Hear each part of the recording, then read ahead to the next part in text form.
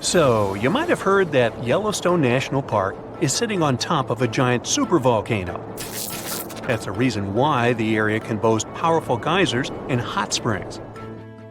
But it also means that underneath Yellowstone, there is an enormous magma chamber. In 2015, researchers from the University of Utah found out that this chamber was much bigger than everyone had previously thought. They even found one more reservoir with magma under the top one.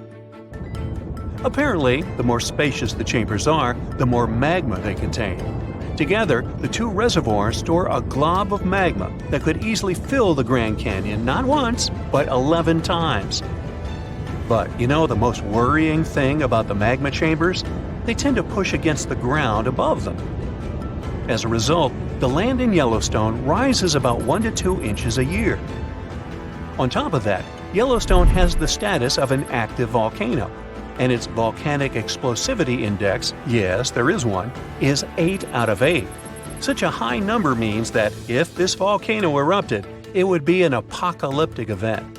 To put it into perspective, the eruption of Pinatubo in the Philippines in 1991, which is considered the most powerful in living memory, was given a mere 6 on the volcanic explosivity index.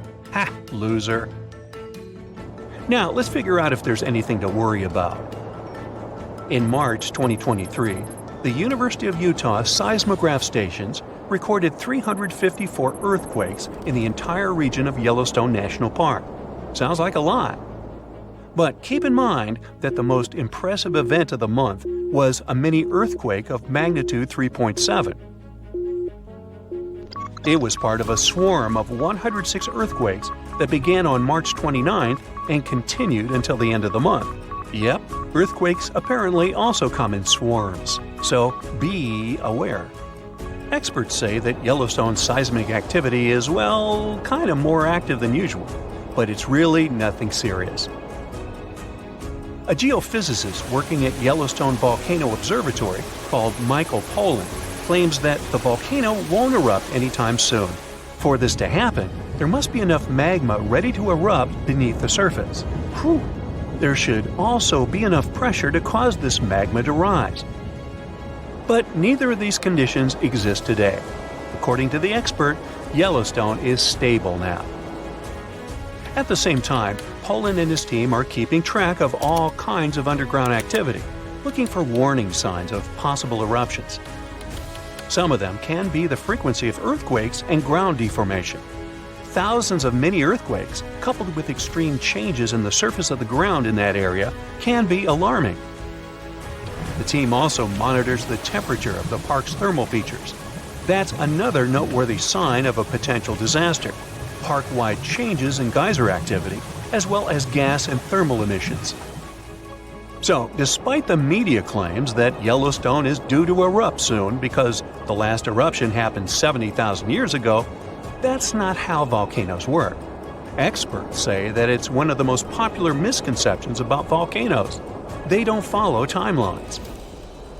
If a supereruption did happen, though, the most worrying thing for us would not be the lava flows, and not an earthquake that would most likely accompany the natural disaster. No, the worst consequence of such a supereruption would be ash and ashfall. Let's have a look at what it was like when the Yellowstone volcano erupted many years ago. There have been at least 3 supereruptions in the history of the volcano. The most powerful of them was 2,500 times more devastating than the terrifying eruption of Mount St. Helens in Washington state in 1980. As for the most recent supereruption, it was dubbed the Lava Creek eruption. It formed the Yellowstone caldera after spewing out an insane amount of dust, volcanic ash, and rock into the air. Recently, scientists have also learned about 2 other previously unknown supereruptions that happened around 9 and 8.7 million years ago. The younger of the 2 is now considered to be the largest recorded event of the whole Snake River Yellowstone volcanic province. Anyway, let's have a look at what was going on all those millions of years ago. Because I wasn't around then, so we're all assuming this stuff based on evidence. The first signs of the disaster appeared long before the catastrophe broke out. For thousands of years, the heat had been welling up from within the planet's insides.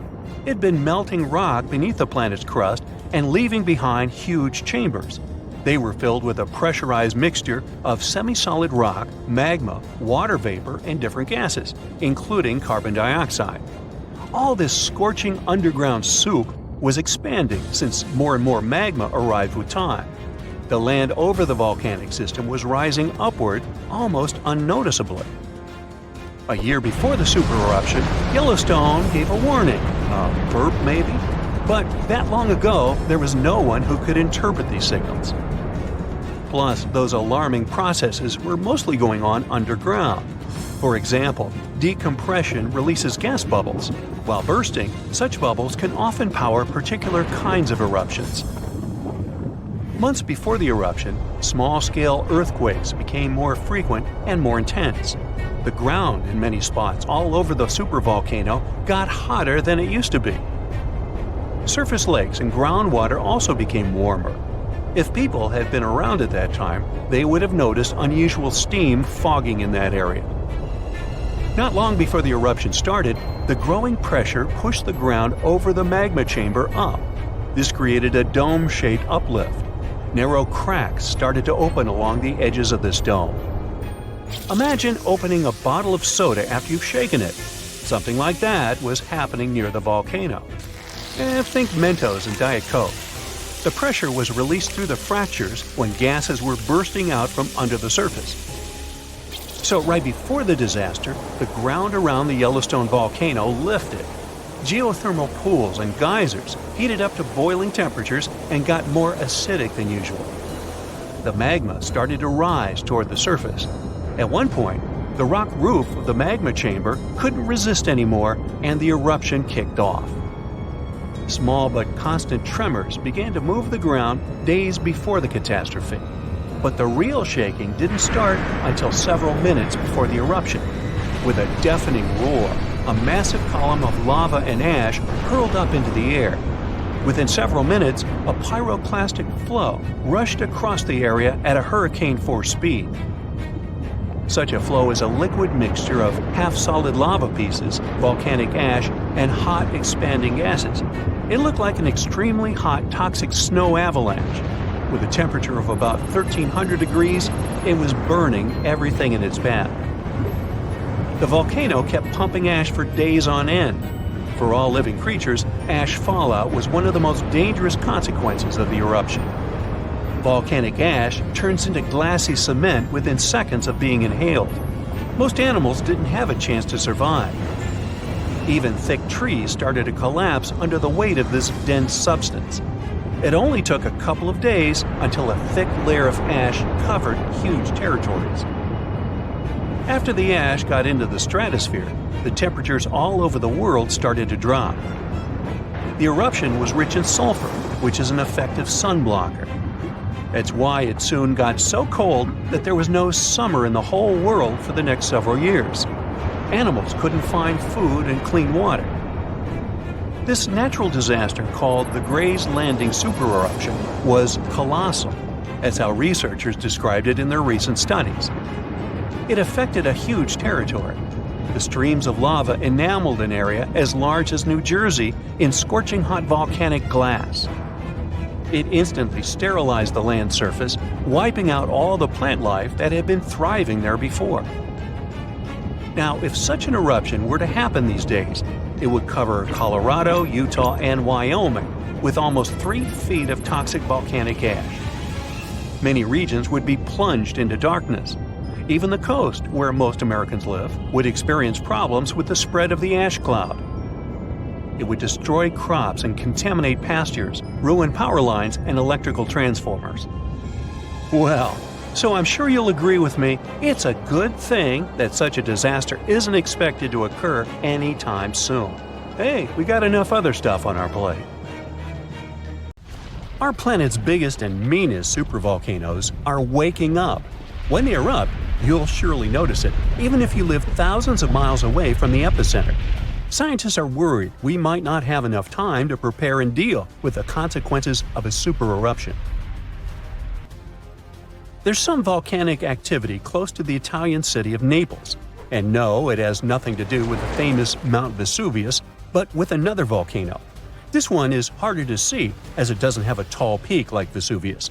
But don't let this bad guy trick you. It could be way more dangerous than its giant neighbor. It does have a huge crater that's about 8 miles wide. This volcano is called Campi Flegrei, and it's actually one of the largest volcanoes in Europe, sitting under the town of Aswali.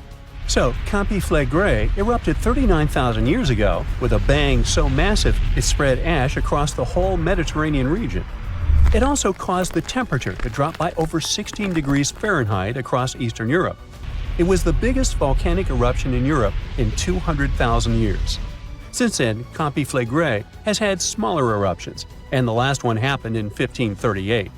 Now the area is full of small craters, hot springs, and bubbling pools, and they're all proof that this volcano is still very much alive and brewing something.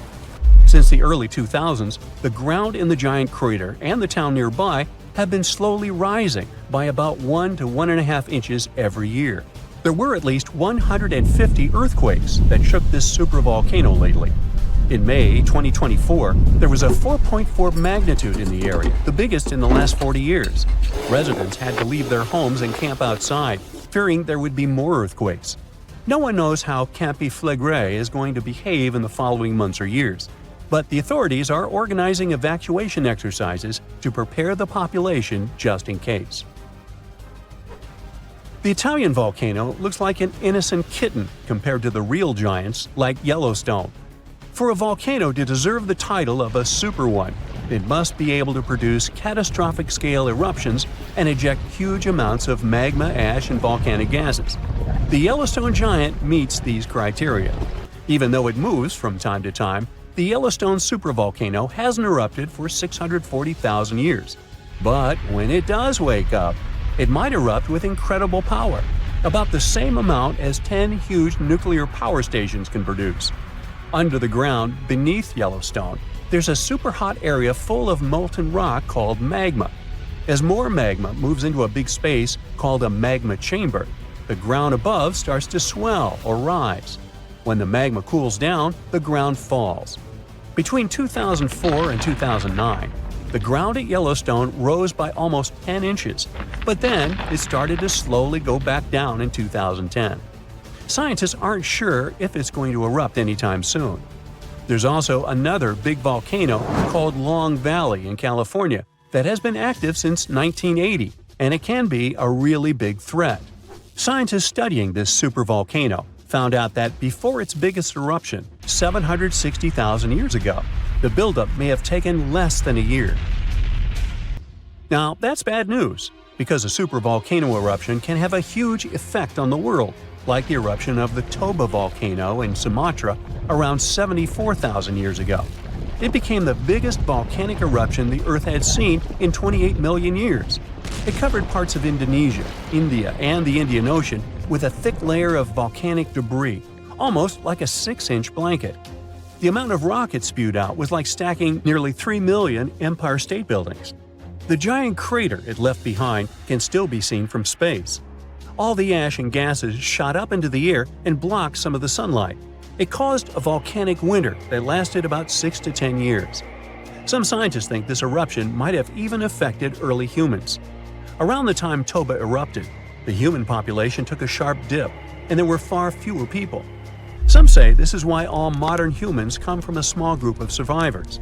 According to the Toba catastrophe theory, most early humans in Europe and Asia didn't survive the cold and harsh climate after the eruption, but a lucky group lived through all that in Africa.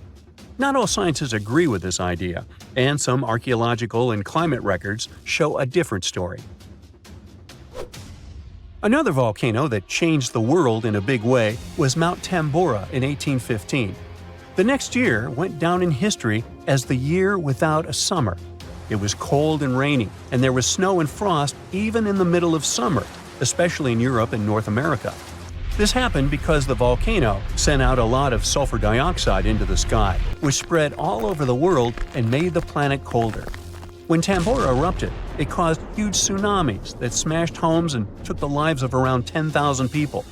Afterward, about 80,000 more people passed away because of the consequences the eruption had caused in the world. The cold weather ruined crops, so food became really expensive. And because horses were the main way people traveled, the cost of oats that they ate went way up too. Some people even think this led to the invention of the bicycle in 1817 as a new way to get around.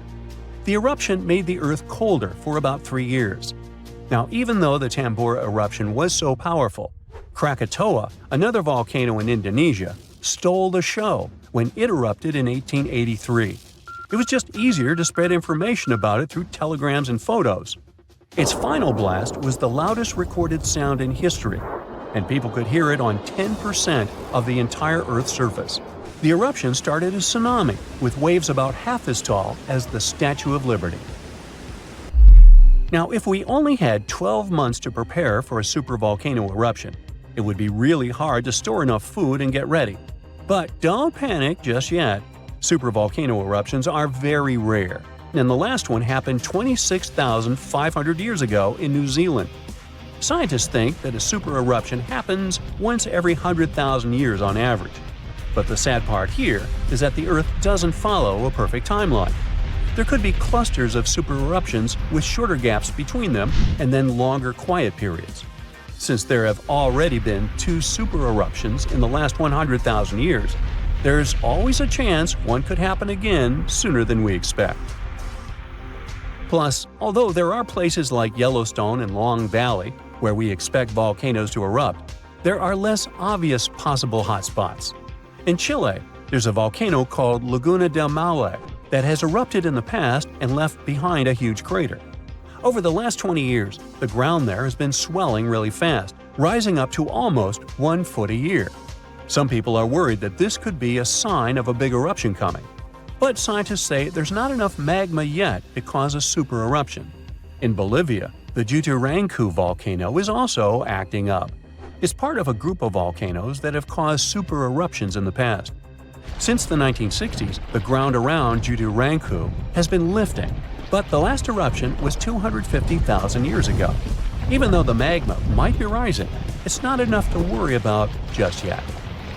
The chances of a super eruption happening during our lifetime are 1 in 1,400, which is pretty low, so you don't need to worry too much. But just like someone wins the lottery every week with very small chances, a super eruption could happen sometime in the future, and when it does, we'll need to be prepared. At the end of December 2021, an underwater volcano with a rather exotic name, Hunga Tonga, woke up after several years of sleeping. It did that with so much energy and strength that people heard the eruption from over 100 miles away. Then it went back to sleep. But a couple of weeks later, it woke up again with a force 7 times greater than the first time. It broke the island above it in 2 parts. The lightning storm that started because of the eruption was the most intense in recorded history. The sound waves from the eruption traveled around the planet several times. Someone even heard a loud boom from it in Alaska. And it started the first known mega tsunami since ancient times. This tsunami took the lives of 2 people as far as Peru and caused trouble for 2 fishermen in California. But that's not all. This eruption could change the weather patterns on Earth for years. You may see the first proof in the summer of 2024, which is forecast to become much wetter than usual. Scientists believe the eruption was caused by gas building up to a critical point. Different minerals, including anhydrite quartz and sulfides, were building up for several months until they blocked the flow paths and sealed the gas within Hunga Tonga. Normally, when a volcano erupts, the fumes cause a temporary cooling effect on Earth's surface. But Hunga Tonga's eruption was different. It didn't produce much fumes, but released a massive amount of water vapor, roughly equal to 60,000 Olympic swimming pools. The intense heat of the eruption turned huge amounts of seawater into steam, which then blasted high into the atmosphere. All that water vapor ended up in the stratosphere, a layer of the atmosphere that's too dry to form clouds or rain. Scientists don't have any observations of volcanic eruptions like Hunga Tonga to predict its effects on our weather patterns. They can't tell exactly how long these effects might last either. This is because the only way to measure stratospheric water vapor is with satellites, which have only been around since 1979 and there hasn't been an eruption similar to Hunga Tonga in that time. Experts from different countries started analyzing satellite data right after the Hunga Tonga eruption. They wanted to find out how long water vapor would stay in the stratosphere, where it would go, and, most importantly, what this would mean for the planet. The first big result of the eruption, at least partially, was a huge hole in the stratosphere that was hanging on for several months in 2023. By the time it appeared, the water vapor had reached the polar stratosphere over Antarctica. In the following years, there wouldn't be enough water vapor left to enlarge this hole. It looks like Hunga Tonga will have just a minimal effect on global average temperatures. But there are some surprising, lasting regional impacts. One of the scientific models forecasts colder and wetter winters for northern Australia until about 2029. In North America, it predicts warmer winters, and Scandinavia could have even colder winters. This is just one study though, and one approach to understanding how the eruption of Hunga Tonga can change our weather. We do have at least one example from history when a volcano eruption changed the world. Over 2 centuries ago, in 1815, Mount Tambora erupted and caused the year without a summer. In the following year, the winter was unusually cold and wet weather across Europe and North America. A recent study confirms that 1816 wouldn't have been this cold without the volcanic eruption. The immediate effects of the eruption were catastrophic, with tsunamis destroying homes, claiming 10,000 lives, and 80,000 more who fell ill in the aftermath. The eruption of Mount Tambora was one of the strongest in the last 1,000 years. It had ejected an enormous amount of sulfur dioxide into the stratosphere, which quickly spread across the world. It resulted in the coldest year in at least the last 250 years. In May, frost wiped out most of the crops in New York, Massachusetts, New Hampshire, and Vermont. By June, heavy snow covered the ground in Albany, New York, and Dennisville, Maine, and New Jersey had 5 straight nights of frost. The cold continued into late summer, which should have been the harvest season. In July, lakes and rivers were still frozen as far south as northwestern Pennsylvania, and frost stayed in Virginia until late August. Temperatures would drop from above normal summer highs to near freezing within just a few hours. The weather was completely unpredictable. Prices of food skyrocketed. The cost of oats for horses, which were the main mode of transportation, also rose sharply.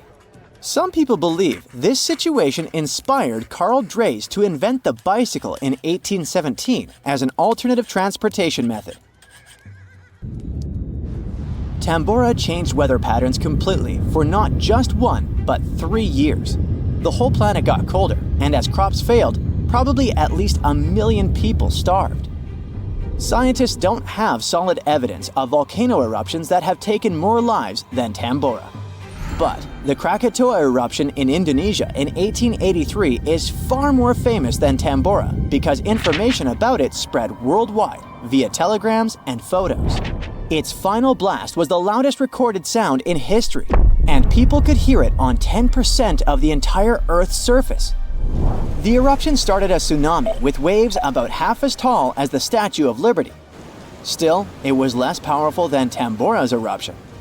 The island that once hosted Krakatoa disappeared in the eruption, but new eruptions began less than 50 years later and created the Child of Krakatau cone in the center of the caldera of the old eruption. The new volcano still comes to life from time to time. Mount Vesuvius's eruption, which took down Pompeii, is one of the most well-known volcanic disasters in history. It took around 2,000 lives, much fewer than Tambora. According to a famous Roman author of that time, the eruption lasted 18 hours. Pompeii was covered by a layer of ash and pumice that was thicker than twice an average human height. The nearby coastline also changed dramatically. In today's world, the after effects of volcanic eruptions are often more dangerous than the eruption themselves. Thanks to advances in technology, we can now predict volcanic eruptions more accurately and use safety measures like evacuations and flight cancellations. But there's still a lot of risk that changes in weather patterns and drought all over the world, especially in areas like India, East Asia, and East Africa that are affected by monsoons. volcano eruptions can also have effects you wouldn't probably expect, like the evolution of dinosaurs. These guys were once the size of cats, waiting for their time to shine. It came around 230 million years ago. This time is known as the Carnian pluvial episode. Before it, Pangaea was a dry and arid supercontinent. But then, there were 4 major volcanic events that pumped huge amounts of carbon dioxide into the atmosphere. Global temperatures and humidity spiked because of it. These massive eruptions most likely happened because of the Wrangellia Large Igneous Province eruption in what is now British Columbia and Alaska. This prolonged volcanic activity created the right conditions for dinosaurs to blossom and diversify, and also for the rise of other groups, like modern conifers, ferns, crocodiles, turtles, insects, and early mammals. With higher temperatures and more rainfall, terrestrial plants have evolved, and humidity-loving ones have become dominant. Without those changes in the world, we could have a completely different natural history. There's some solid proof that volcanic activity has really changed the weather patterns back then. Scientists have found layers in the Earth's core that show different types of carbon. It means there were 4 massive releases of carbon dioxide into the atmosphere.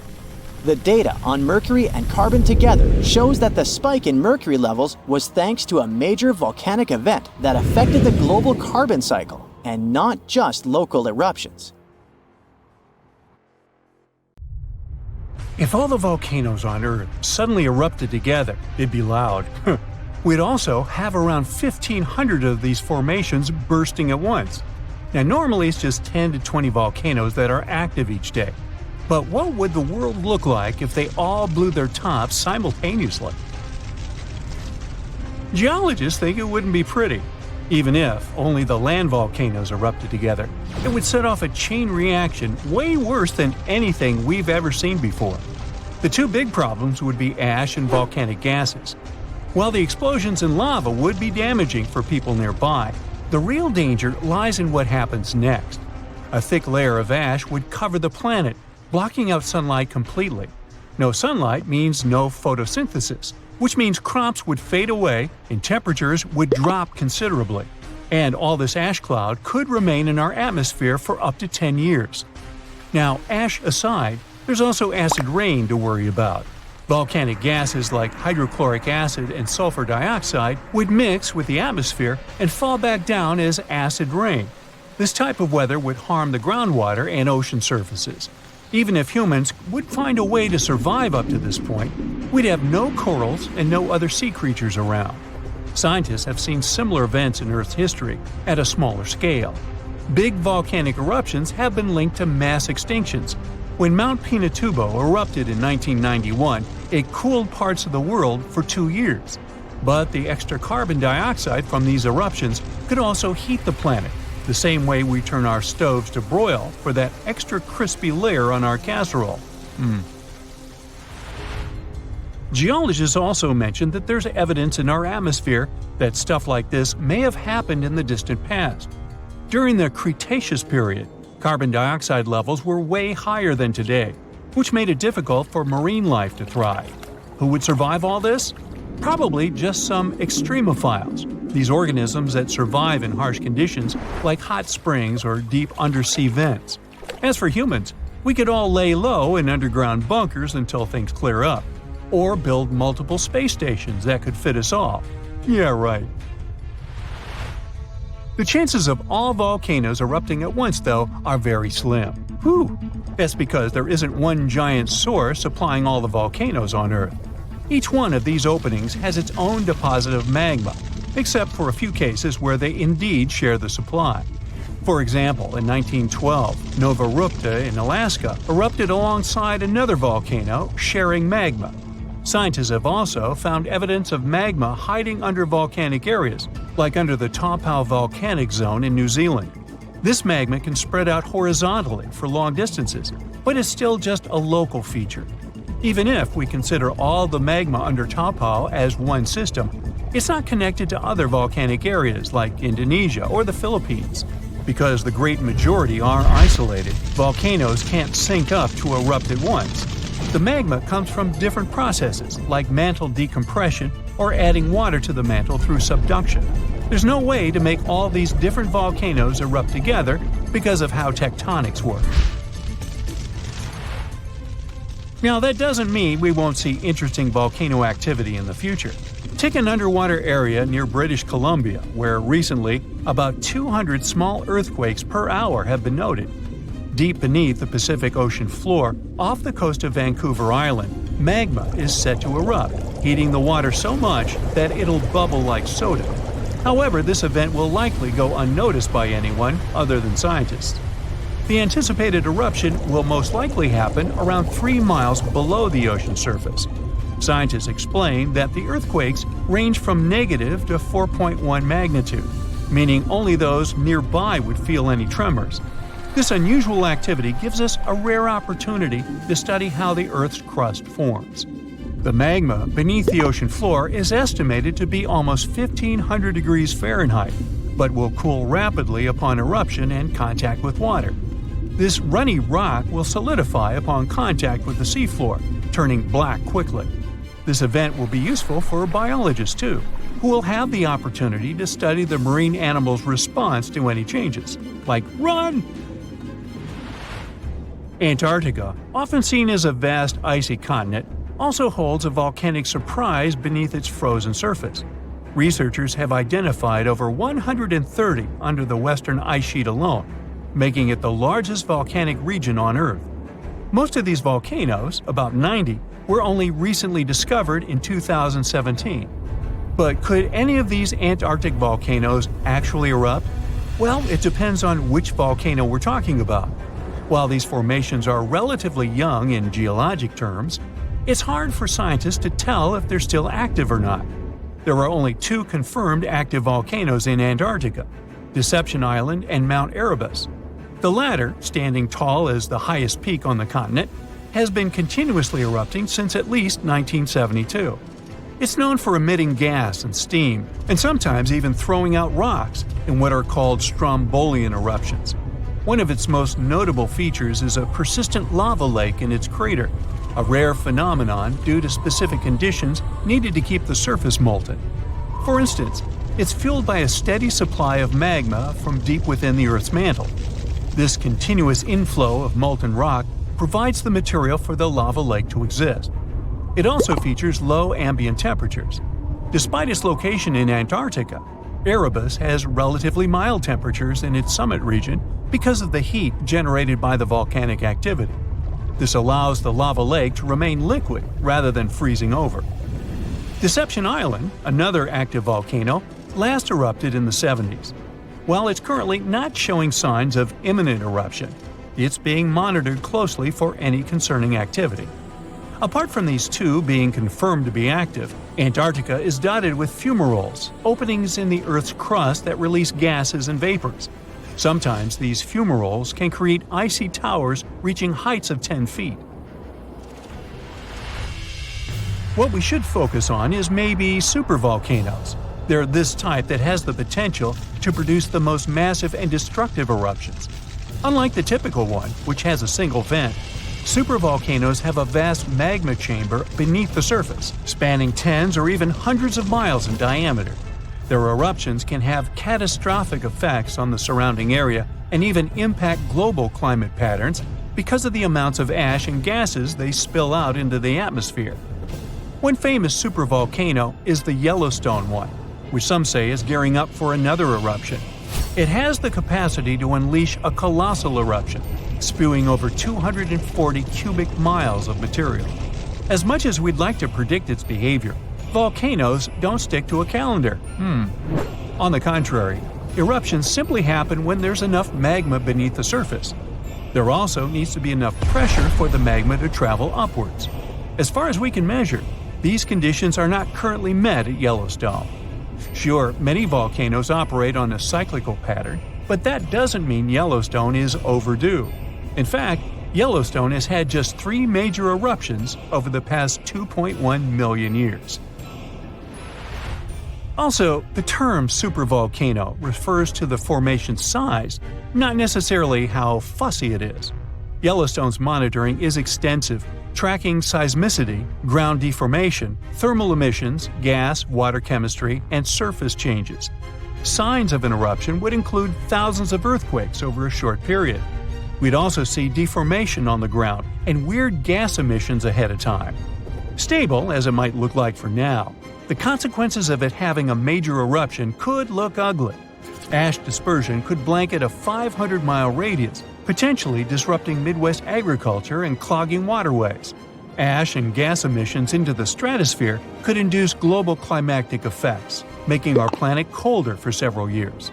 And yes, we've seen some research that it shows there's more liquid molten rock under the Yellowstone volcano than scientists believe. But that doesn't translate to imminent danger. Imagine standing in the middle of Europe 40,000 years ago. The landscape is rough, cold, and unforgiving. Fast food is scarce, and there's no internet. Suddenly, from out of the woods steps a figure, stocky, strong, and with a face that is quite unusual. This human looks similar to us, but something about them is different. Their brow is heavy, their nose is broad, and their body seems to be built to fight nature itself. Well, congrats! You've just met a Neanderthal. You might have thought that Neanderthals were basically ancient humans, but that's not really true. We come from the same genus called Homo, but we, all modern humans, belong to one same species called Homo sapiens.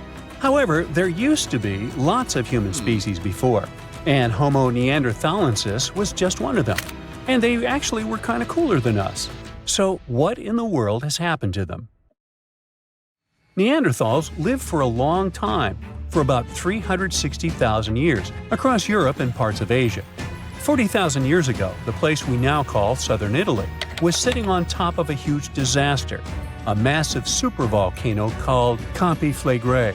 This big boy is huge, about 9 miles wide. That's about 10 to 20 minutes in a car to get across it all.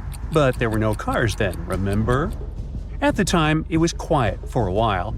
But one day, suddenly, it blew in what became one of the biggest volcanic eruptions Europe had seen in 200,000 years.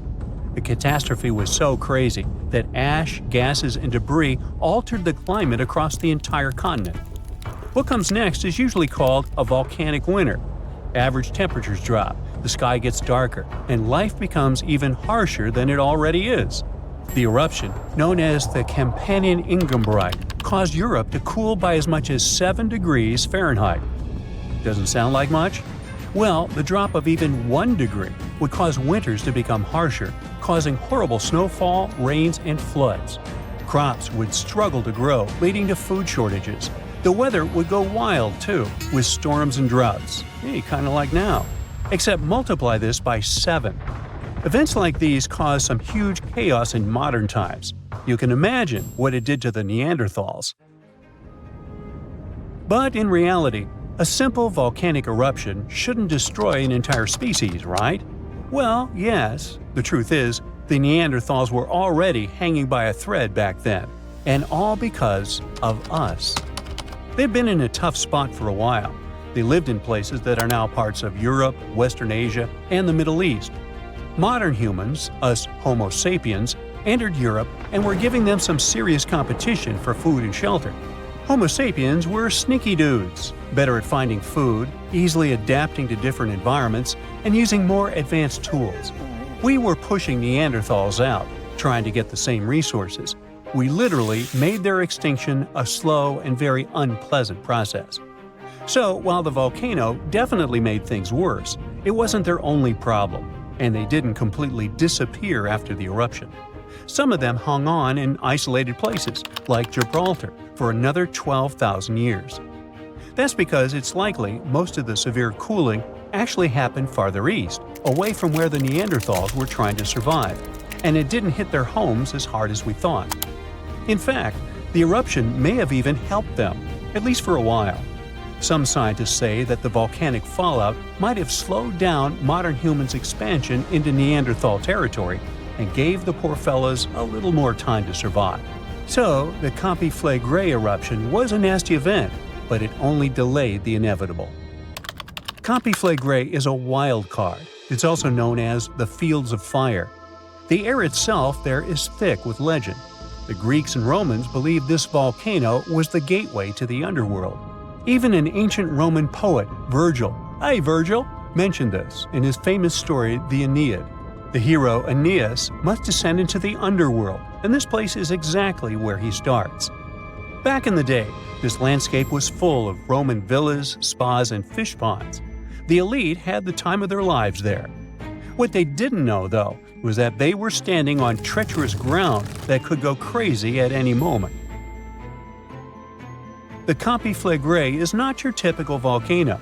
You'd imagine a single towering peak, but the landscape looks deceivingly calm, with small features popping up here and there. But if you flew above it, the sight would be insane. A gigantic circular basin, peppered with volcanic cones and craters, like scars from the Earth's violent past. The danger here lies in its subtlety. The ground beneath your feet is constantly shifting, even when you don't notice it. Every so often, the land rises, only to sink again, sometimes by several feet, as magma or gas moves beneath the surface. It's incredibly creepy. The risk is almost invisible. The Campi Flegrei is a massive depression formed by two colossal volcanic eruptions. One of them was the one that cooked Neanderthals, and another happened 15,000 years ago. The most famous eruption, though, happened in the 16th century, and it was horrifying. The year was 1538. For years, the people of Paswali had noticed something unsettling. Land that once sat below the waves was slowly rising. What was once the sea had become new ground. Rumblings from deep within the earth were terrifying, but had become a normal part of life. Earthquakes started in the early 1530s, small at first, but in just 8 years, they became the norm. Until one day, on September 28th, horrifying tremors shook the ground. By the next evening, as the sun dipped below the horizon, a massive crack ripped open the earth near the ancient Roman town of Supervolcano. From this gash spewed fire, smoke, and a rain of volcanic ash miles away. It was thick and muddy, likely mixed with underground water. The ground trembled as hot pumice rock was thrown high into the air. And then a new mountain began to rise from the land. This was the birth of what we now call Monte Nuovo. Eventually, things seemed to calm down, as if the earth was catching its breath. For days, things seemed quiet. Locals relaxed a bit. They began to approach the new mysterious volcano, a crater with something that resembled boiling within it. People visited it like a new attraction. But then, just days later, the disaster struck again. At night, without warning, a new mountain went wild. A blast from the southern flank hurled scoria, chunks of jagged volcanic rock, into the air. This one was fatal for 24 people. The debris found afterwards was huge and coarse. For centuries after, the only signs of life from the Monte Nuovo were small fumaroles, jets of gas seeping from the earth. But then, even those faded away. Now it's just a lush green cone, a pretty sleeping giant.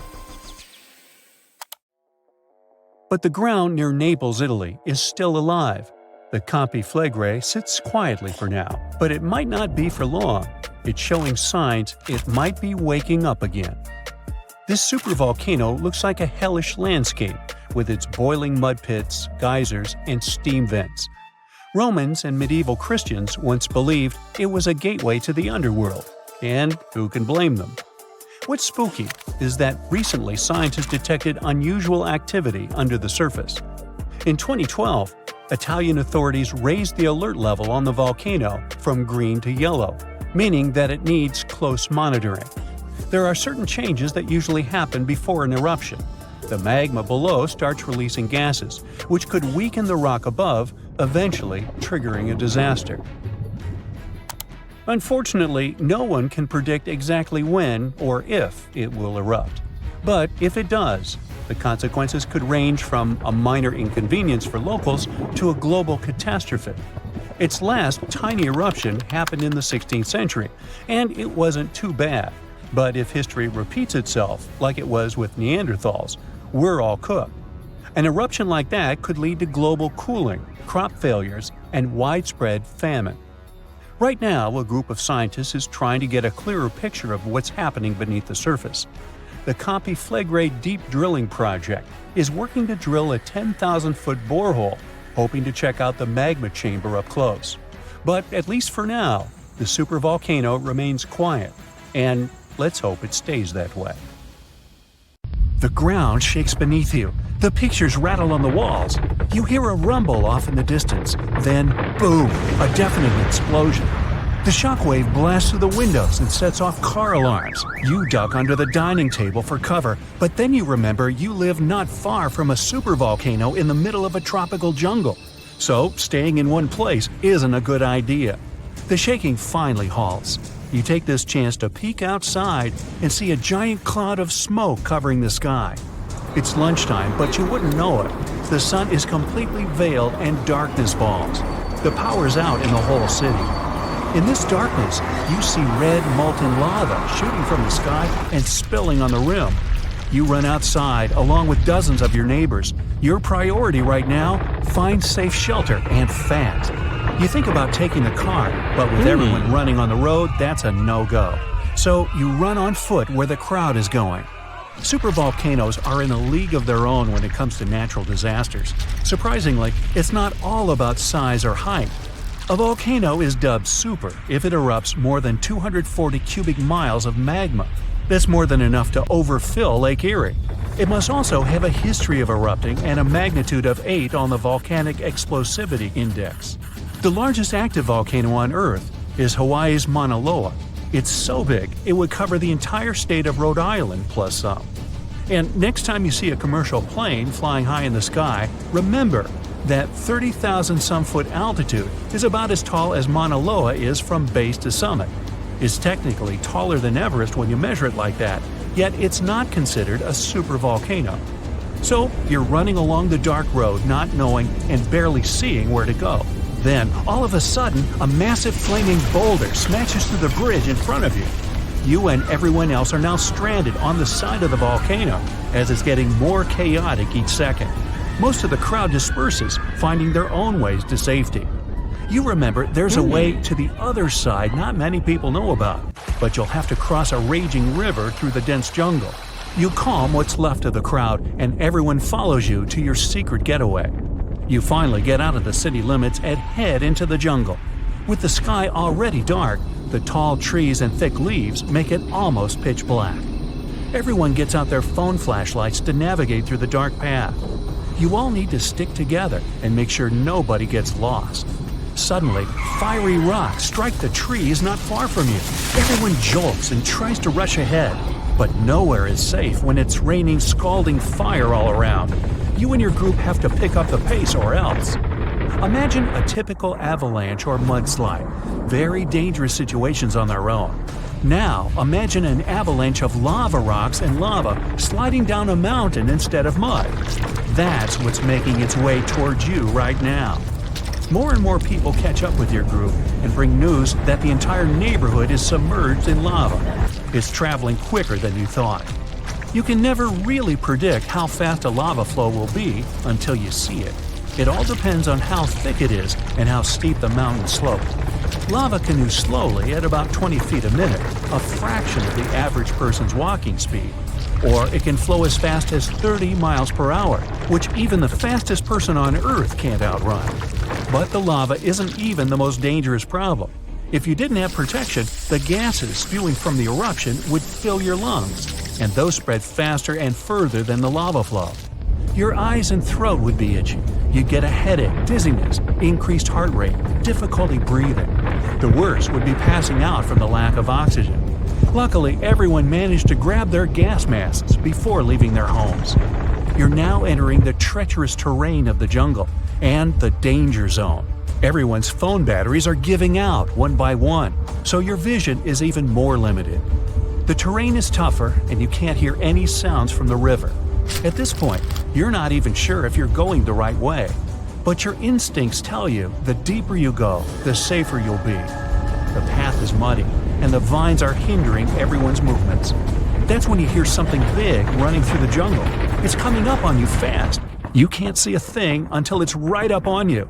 A bear! And there goes a rhino. Wild cats, domestic cats, dogs, different creatures of all sizes and species. They all come running through the jungle right past you. You and your fellow humans aren't the only ones fleeing from the eruption.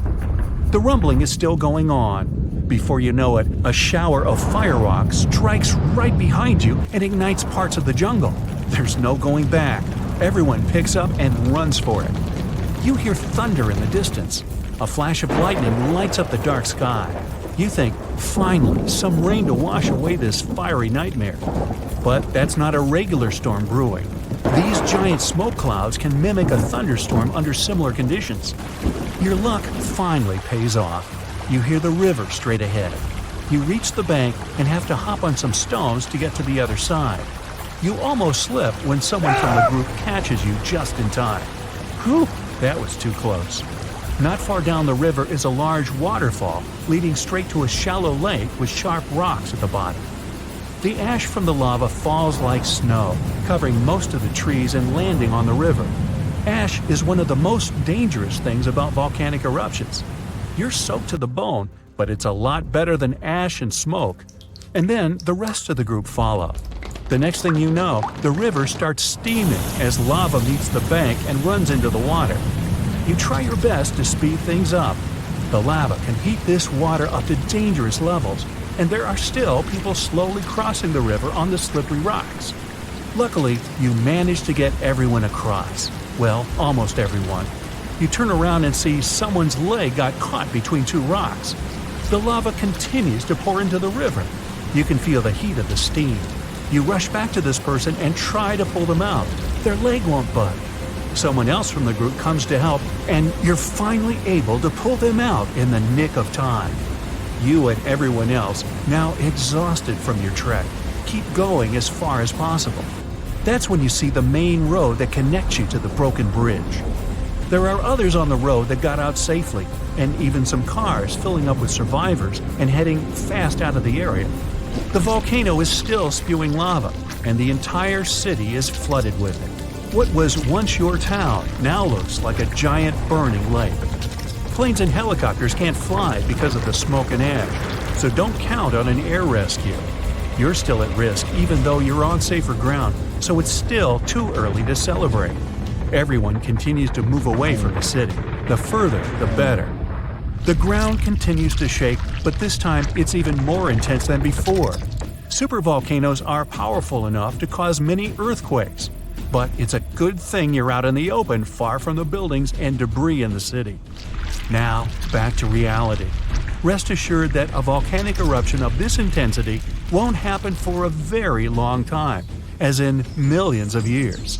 Besides, thanks to warning systems and humanity's preparation for such an event, it's extremely rare for even a regular volcano to do as much damage as it could. So, don't scratch Yellowstone off your travel list just yet. Oh boy, scientists predict a volcanic eruption that is likely to be one of the most destructive in the history of our species. There's a 1 in 6 chance of it happening in this century, and it could seriously change the climate even more and put millions of lives in danger. Back in January 2022, the Hunga Tonga Ha'apai volcano erupted in the South Pacific Ocean, creating a huge explosion.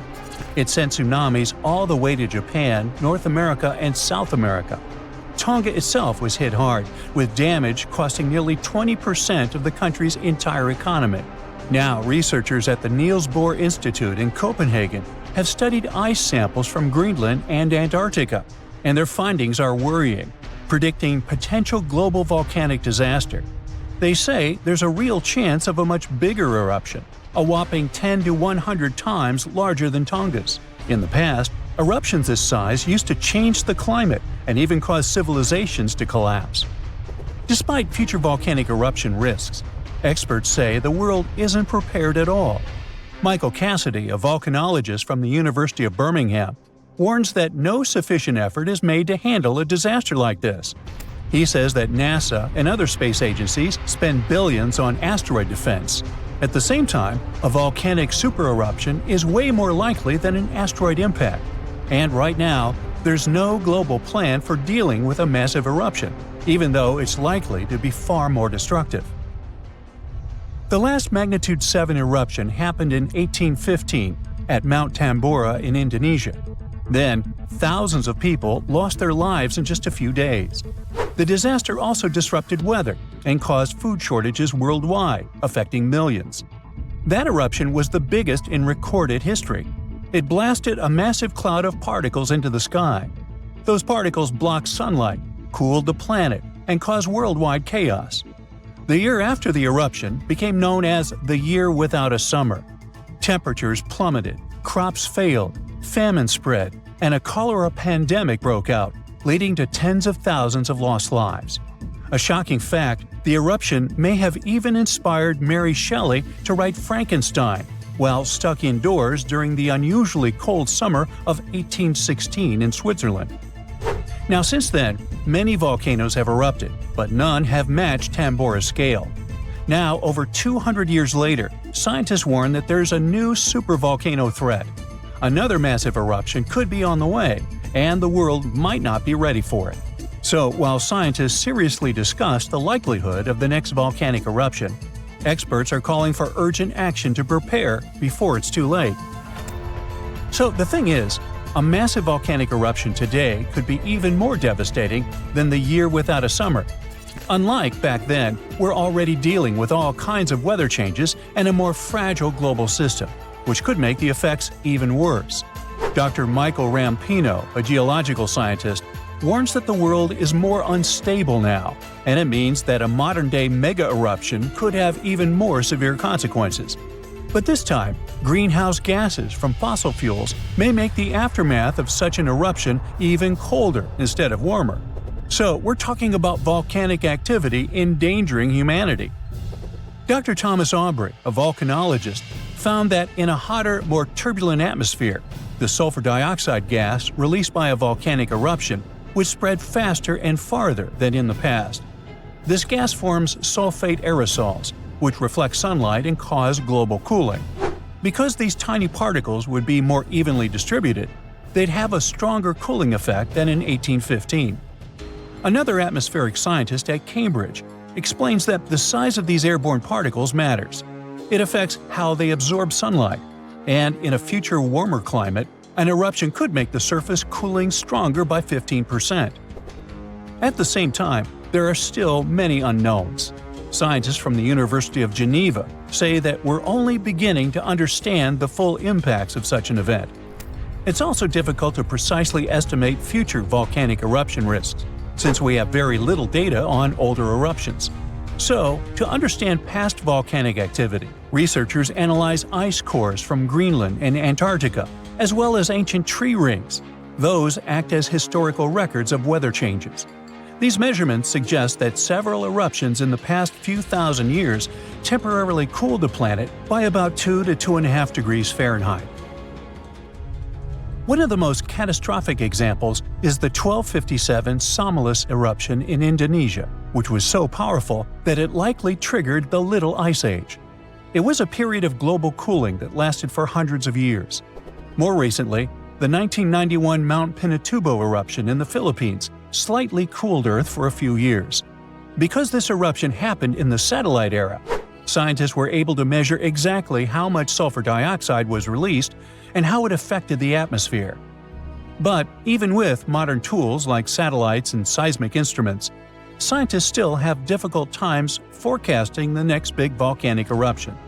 Luckily, even though we can't predict the exact timing, we can study worst-case scenarios to help authorities prepare.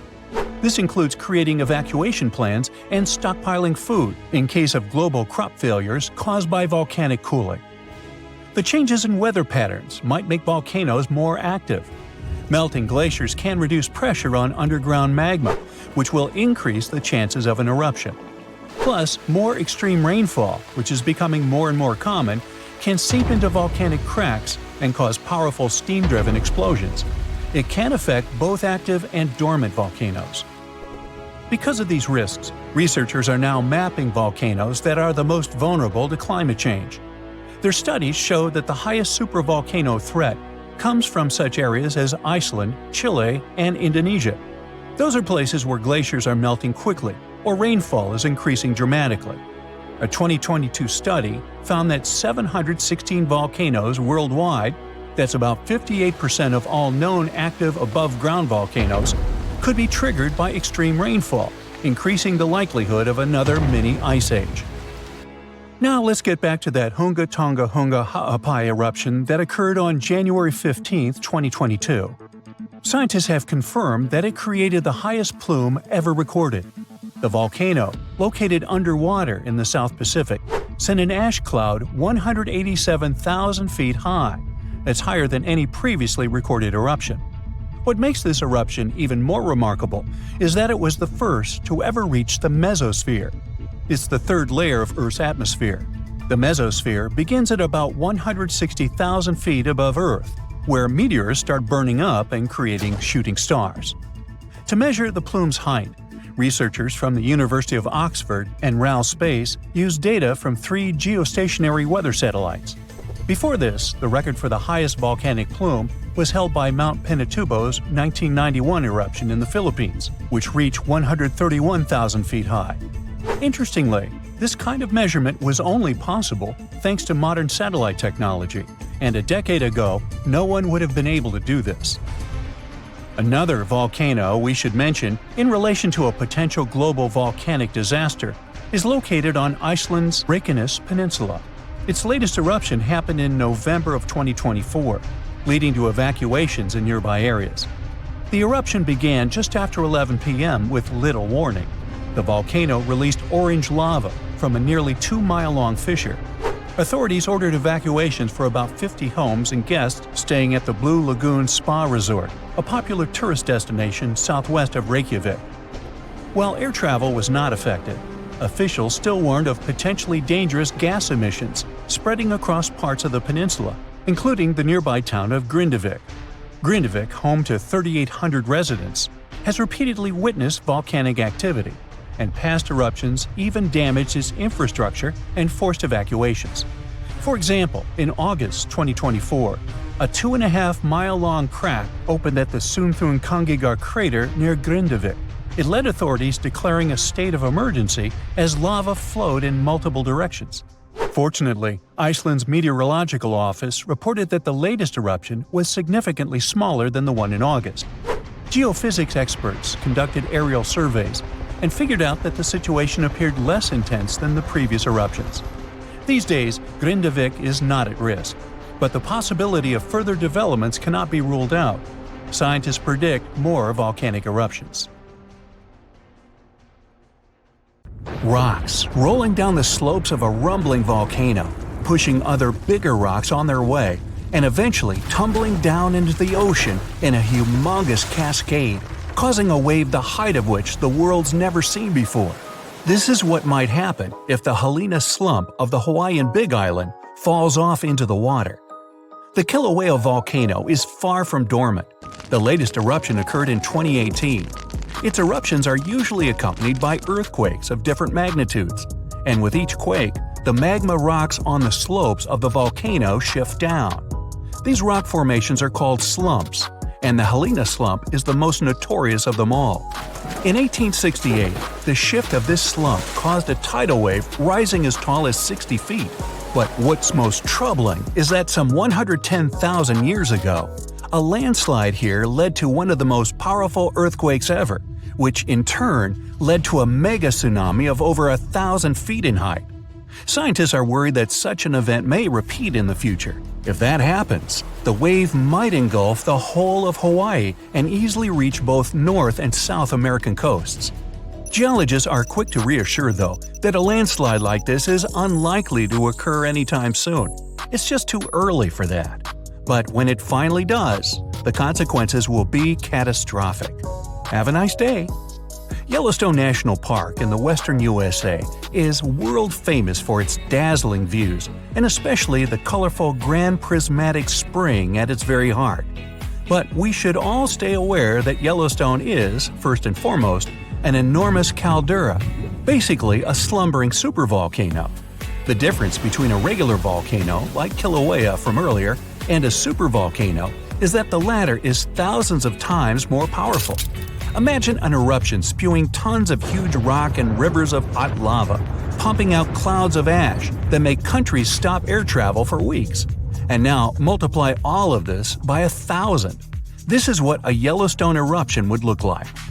At first, a huge area in the middle of the national park would shake, crumble, and then blast upwards in a megaton explosion. Lava flows and magma rocks would cover the area of about 40 square miles, roughly half of Washington, D.C.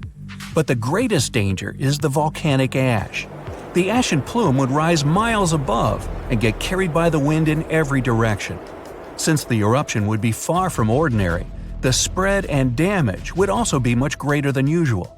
The ash is thick and heavy, so it would cover a vast area in a blanket, destroying crops and even buildings. Worse still, it would spread in the air and block out the sun, leading to a drastic drop in temperature and an artificial winter. Even regular volcanoes can lower temperatures worldwide by a few degrees. A supervolcano may potentially cause a new ice age. Luckily, the chances of Yellowstone supervolcano erupting in the near future, or at all, are extremely low. There have been only 3 of those in the history of Earth, and there's no evidence such a disaster should repeat.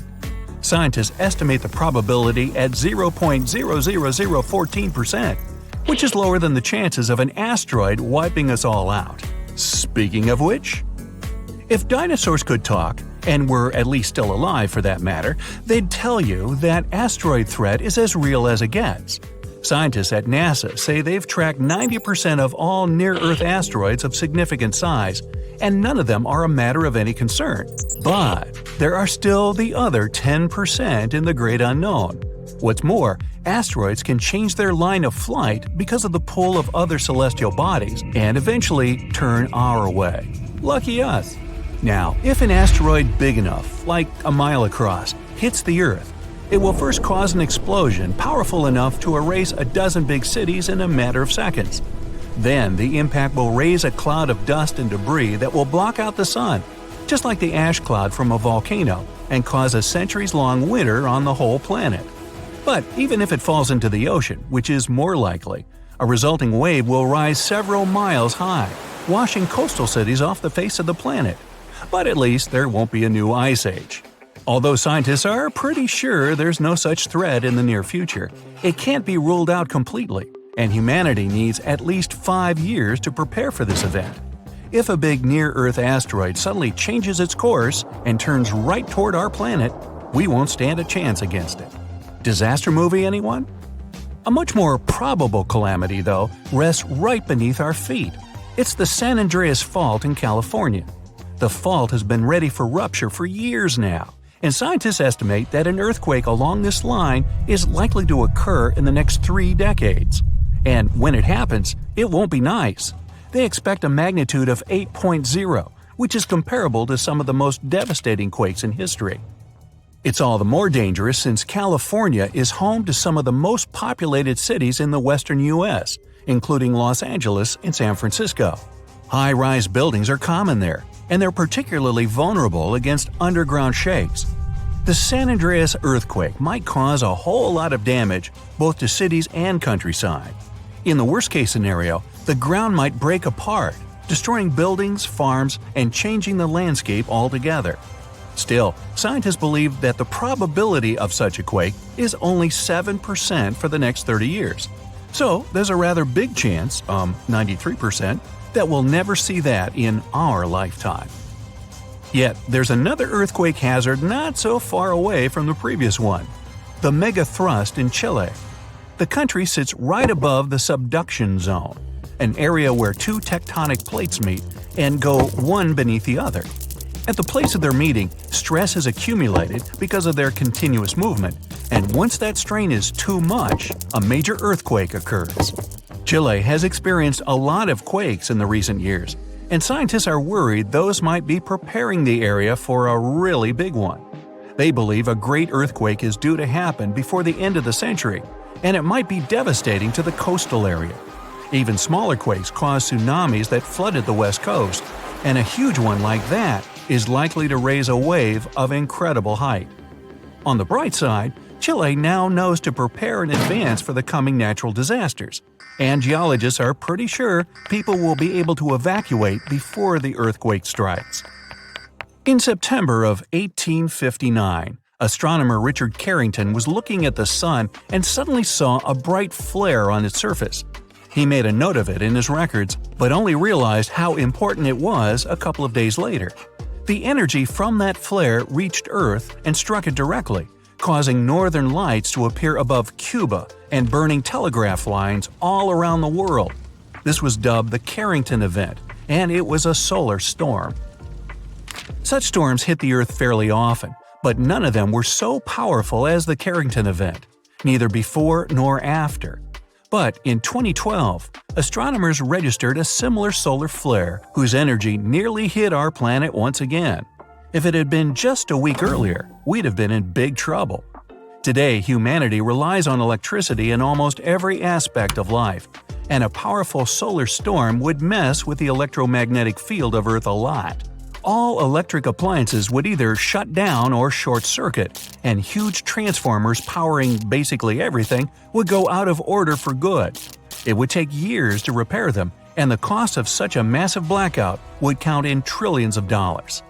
The worst of it is that science is almost unable to predict solar storms, and even if we could know about them in advance, we'd be powerless to stop them.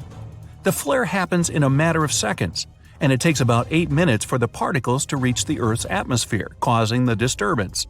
The power outage would come a bit later, in a day or so, when a massive cloud of plasma gets to our planet. At the moment, there's no protection against solar flares, and the chances of one powerful enough to cut all of our electricity in the next few years are quite high, about 12%. The only good thing about all this is that we now know of such a possibility and can at least prepare in advance. Hey, don't forget to pack some underwear and socks. You'll always need those. There's an old volcano in Bolivia called Uturuncu. It hasn't erupted in about 250,000 years, so you may think that's the end of its story. But recently, it has started to act a little strangely. At the moment, it resembles a zombie that's waking up from a long nap. Uh-oh, is that kind of apocalypse nearing? Uturuncu is a huge mountain in the Andes that's almost 20,000 feet tall. It's called a stratovolcano, which means it's big, steep, and cone-shaped.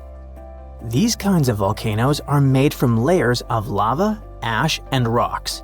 They can have terrifying, powerful, explosive eruptions because their lava is thick and traps gas inside. Think of it like a shaken-up soda that's ready to burst. Famous ones like Mount Vesuvius are just like Uturuncu. And do you remember about the tragic fate of Pompeii, completely destroyed during the eruption of Mount Vesuvius? Does something similar await Bolivia? Even though Uturuncu has been quiet for a long time, scientists have noticed that it's been letting out gas, rumbling with small earthquakes, and even making the ground around it bulge, kind of like it's stretching. So, people started wondering if it was getting ready to erupt again. Scientists decided to take a closer look at this situation and found out that liquid and gas moving around under the volcano is causing all this activity. It doesn't mean the volcano is definitely going to erupt, but it helps explain why it still seems alive. Let's dive into details. Since the 1990s, scientists have been using satellites and GPS to keep an eye on the ground around the Uturuncu volcano. At one point, they noticed something weird. The ground was rising in the middle and sinking around the edges, kind of like a sombrero hat. The middle part has been slowly going up for at least 50 years, by about 0.4 inches a year. It doesn't sound like a lot, but hold on. This strange shape, along with lots of tiny earthquakes and gas like carbon dioxide coming out of the volcano, made scientists think that there might be a giant blob of magma growing under the mountain. If that were true, it could mean only one scary thing. The volcano could be getting ready to erupt. Uturuncu sits on top of a huge underground pool of magma called the Altiplano Puna magma body. This pool is really big and really deep, stretching under parts of Bolivia, Chile, and Argentina. Scientists thought that magma from the APMB might be rising and collecting near the surface, which could lead to an eruption. But now, after studying more than 1,700 earthquakes and checking the rocks around the volcano, scientists have a new idea. Apparently, it's not magma rising up. Instead, hot fluids and gases are traveling up from the APMB through a narrow path shaped like a chimney. These gases, like steam and CO2, can get trapped under the top of the volcano, while salty water, brine, spreads out sideways into tiny cracks in the rocks. This moving gas and water can make the ground rise and fall and cause small quakes, without any magma getting close to the surface. So the good news is, Uturuncu probably isn't about to erupt. If it did happen, it would cause serious damage to nearby communities and even pose a threat to human lives. Lava flows could reach towns tens of miles away from the volcano, and volcanic ash could even spread across Bolivia, Argentina, and Chile. Luckily, even though the volcano is still alive and rumbling, it's not as dangerous as scientists once thought. This discovery might help scientists figure out if other volcanoes around the world are getting ready to erupt. Now, let's visit Alaska, where according to researchers, Mount Spur might erupt soon. It's letting out strange amounts of volcanic gases from the top and side vent, the very vent that last erupted in 1992. If it erupts again, it could cause problems for airplanes flying nearby and might send ash falling from the sky. The good news is that nobody lives close to it, so people are safe for now. But even though Mount Spur isn't super dangerous, there are other volcanoes around the world that could be really destructive. One of those is Campi Flegrei, a giant volcano system near the city of Naples. Instead of one big mountain, it has 24 craters spread across the area. It last erupted in 1538, but its biggest eruption happened about 40,000 years ago. That explosion covered the whole Mediterranean region in ash and made temperatures drop by up to 16.2 degrees Fahrenheit in Eastern Europe, which led to a very cold volcanic winter. If Campi Flegrei erupted again today, it could be very dangerous. It might cover Naples and nearby places in ash, causing earthquakes and landslides, and create air pollution and acid rain. Scientists are keeping an eye on it, especially after a 4.4 magnitude earthquake shook the area in March 2025. But the good news is, there's no sign that magma is rising to the surface right now, which means an eruption isn't expected soon. Still, since Italy has a lot of volcanic activity, experts continue to watch it carefully. Mount Vesuvius is also in Italy and is one of the most famous volcanoes in the world. It's known for its huge eruption in 79 CE that buried the Roman cities of Pompeii and Herculaneum. The last time the volcano erupted was in 1944. Today, Vesuvius is even more dangerous because over 3 million people live near it. Around 700,000 people are living illegally right on its slopes, which puts them even more at risk. If the volcano erupts again, it could send rocks and ash flying through the air at nearly 100 miles per hour and cause major destruction, possibly even wiping out Naples. And still, scientists believe a big eruption from Vesuvius probably won't happen for a few hundred more years.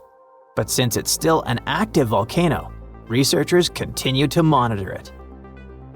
Cumbre Vieja is a volcano on the island of La Palma, which is part of the Canary Islands. It last erupted in 2021. During that eruption, lava poured out of the volcano and flowed all the way to the sea. It destroyed over 3,000 homes, but luckily, thousands of people were safely evacuated, so it wasn't as bad as it could have been. In the past, scientists were worried that a huge eruption could cause the entire western side of the volcano to break off and crash into the ocean. This could create a mega tsunami, sending massive waves hundreds of feet high across the Atlantic Ocean. But more recent studies have shown that this is very unlikely to happen. Mount St. Helens is a volcano in Washington State in the United States. It had a massive eruption in May 1980 that ended the lives of 57 people. That eruption also caused the biggest landslide ever recorded. Hot, pressurized magma exploded from the volcano, shooting ash 15 miles into the sky. Ash covered a huge area, and around 230 square miles of land was destroyed. Mount St. Helens is still active and is expected to erupt again someday, possibly even in our lifetimes. But experts say it's not likely to have another huge sideways blast like the one in 1980, thanks to a deep crater that is now formed at the top. It will change the way the volcano might erupt. Popocatépetl is a big, active volcano in Mexico. It's been slowly erupting on and off since the early 2000s. It's really close to a lot of people, just 40 miles from the Mexico City metropolitan area, which has about 22 million people, and 30 miles from Puebla, which is home to about 6 million inhabitants. If Popocatépetl had a huge eruption, it could cover Mexico City in thick ash as much as 8 inches deep. That ash could block drains, mess up the water, and even stop the electricity from working. Even worse, fast-moving lava and super hot flows, called pyroclastic flows, could rush down the mountain and destroy towns nearby. The volcano was quiet for 50 years, but now it rumbles and shakes pretty often. There have been over a dozen small eruptions, including some as recent as February 2024. Some nearby places got covered in ash, but scientists say this isn't too surprising, and they're keeping a close eye on it. Massive tsunamis, destructive tornadoes, giant meteorites, devastating earthquakes. Ooh, better have insurance. But all these are minor natural disasters compared with the eruption of a volcano. Some volcanoes can destroy a city, as it was with Pompeii, or some islands in the Pacific Ocean. But there's a dangerous type of eruption that can destroy all life on the planet. This type is called flood basalt. But first of all, let's figure out what a volcano is. Rivers of hot liquid metals and incandescent rocks flow deep inside our planet. And the deeper it gets, the hotter they are. The source of this hot mass is the mantle, which is the middle layer of Earth, located between the core and the crust. These fiery streams are called magma, and it flows everywhere. But we don't feel its heat because of the thick layer of our planet's crust. Magma is lighter than the crust, so it always tries to break out to the surface. And in some places, it succeeds. At the junctions of tectonic plates, it splashes out when one plate moves under a thicker one. When magma reaches the surface, it becomes lava. This substance burns the ground around and cools down quickly. It hardens and forms a new layer of rock. The following splash of magma falls on the top of this layer. Thus, a mountain appears layer by layer over millions of years. And in its mouth, a fault of tectonic plates splashes out magma. This mountain is called a volcano. It spits lava and ash into the sky, then falls asleep and wakes up again during seismic activity. Now imagine that several giant volcanoes begin to splash out an infinite amount of magma. It just doesn't end and covers an entire continent. This is a flood basalt, and one day it did happen. About 252 million years ago, in the northern part of our planet, a lot of magma accumulated under Earth's crust. Trillions of tons of hot rock were concentrated in one place on a gigantic territory.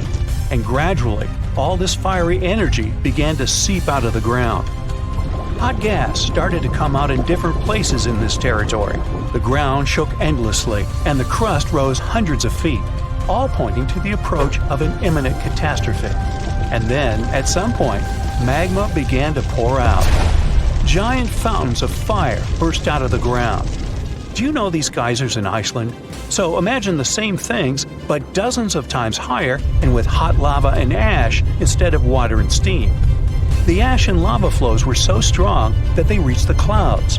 Under Earth's crust, there was a gigantic bubble of magma, and it squeezed out fiery jets under the pressure of rock and ground. The rift was getting bigger. Magma was flowing out everywhere. It began to fill the entire North Continent.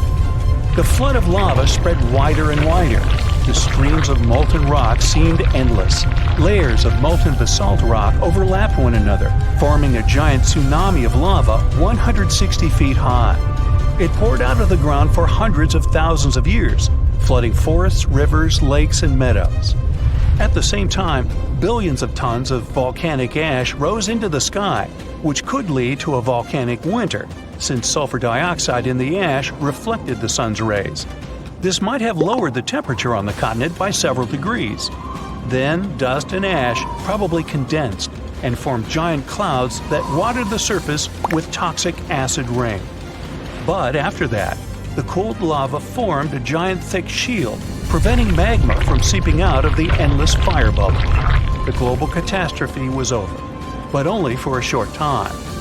Trillions of tons of magma were still flowing under a thick layer of solid basalt. The fiery rivers couldn't reach the top, so they spread out to the sides. As a result of this expansion, huge nets were formed under the thick rock. They ran in different directions like a spider web and heated Earth's crust. Gases started coming out from under the surface again. More and more energy accumulated there until an explosion of unimaginable force occurred. In addition to magma, carbon dioxide and ash escaped to the surface. They filled the atmosphere and caused the greenhouse effect. The temperature on the whole planet increased by several degrees. This release provoked another catastrophe that began in the ocean. There were deposits of methane, an explosive gas, on the seabed. Under ice-cold water, the methane was frozen and harmless. But the greenhouse effect in the atmosphere warmed up the entire ocean. Millions of tons of methane began to rise to the surface. This gas is more potent than carbon dioxide. Therefore, when it hit the atmosphere, the temperatures on Earth increased again. The whole globe turned into a hot sauna. In previous cool and humid places, the temperature reached those of a modern Sahara. Of course, most animals and insects couldn't survive such a cataclysm, but ocean life took much more damage. The heat and methane reduced the amount of oxygen in the ocean. Fish and other marine life couldn't survive in such conditions. New problems appeared when anaerobic bacteria started to multiply in non-oxygen water. They fed on methane and carbon dioxide and released hydrogen sulfide, a toxic substance that poisoned water even more. About 75% of land animals and 95% of the ocean's inhabitants went extinct. This flood basalt eruption was the only disaster in the planet's history that destroyed almost all plants and significantly reduced the insect population. Several species of the hardiest animals managed to survive in these conditions. The planet took about 10 million years to recover completely. After that, evolution began a new process of developing life. And here are two pieces of news. The bad one is that flood basalt will happen again and will be no less devastating than 252 million years ago. The good news is that it will happen in hundreds of millions of years. But when that happens, humanity will need to be prepared. It will start on the ocean floor. First, lava fountains miles high will begin boiling the water and emit sulfur dioxide into the atmosphere, where it will reflect sunlight. Along with ash and magma, a massive amount of water vapor will rise into the air. Livestock won't survive, and people will have breathing problems. Acid rain and increased humidity caused by the evaporation of the oceans will lead to the corrosion of buildings. All flights will be canceled. People will have to wear gas masks. Many animals won't be able to handle this eruption, but humans will adapt quickly. But then another and another eruption will follow, and this endless catastrophe will soon deplete the resources of humanity. Plants and trees won't recover so fast, and oxygen production will be significantly reduced. Let's hope that humanity will have colonized other planets, including those outside the solar system by that time. And now, let's jump back to the present.